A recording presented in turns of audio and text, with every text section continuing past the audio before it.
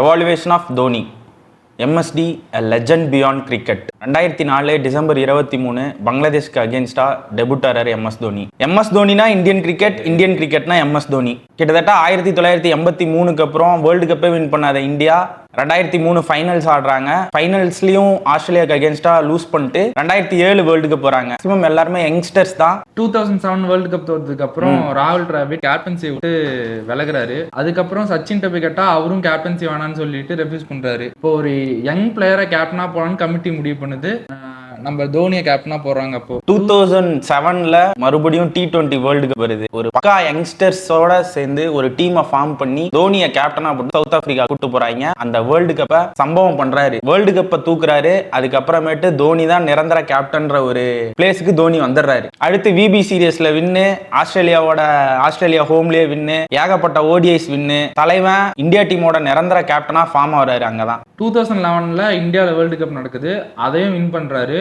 கரெக்டாக 29 வருஷத்துக்கு அப்புறம் 2011 தான் திரும்ப இந்தியா கப் அடிக்குது. அவங்களோட ரெண்டாவது 50-50 வேர்ல்டு கப்பை இந்தியா 2011 அடிக்குது. எம்எஸ் தோனி தலைமையில அந்த கப்பை தூக்குறாங்க. அடுத்து 2013 சாம்பியன்ஸ் லீக் இங்கிலாந்து போறாங்க. ஃபைனல்ல இங்கிலாண்டோட அங்கேயும் நம்மளால போட்டு தாக்கிறாரு. சாம்பியன்ஸ் டிராஃபியும் வின் பண்றாரு. வேர்ல்டுலயே 3 ஐசிசி டிராஃபி வின் பண்ண ஒரே கேப்டனு எம்எஸ் தோனி மட்டும்தான். அதே மாதிரி 60 டெஸ்ட்ல 27 வின்னும், 200 ஓடிஐல 110 வின்னும், 74 T20 41 வின்னு வச்சிருந்தாரு இவரோட கேப்டன்சில மட்டும். ஐபிஎல்ல 226 மேட்ச்ல 133 மேட்சை வின் பண்றாரு. இதான் தலைவனோட கேப்டன்சி ரெக்கார்டு.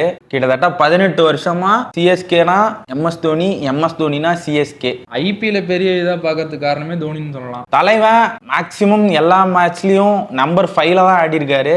பட் ஆனா ஒரு இன்ட்ரெஸ்டிங் ஃபேக்ட் என்னன்னா, கிட்டத்தட்ட 16 மேட்ச்ல 994 ரன் அடிச்சிருக்காரு.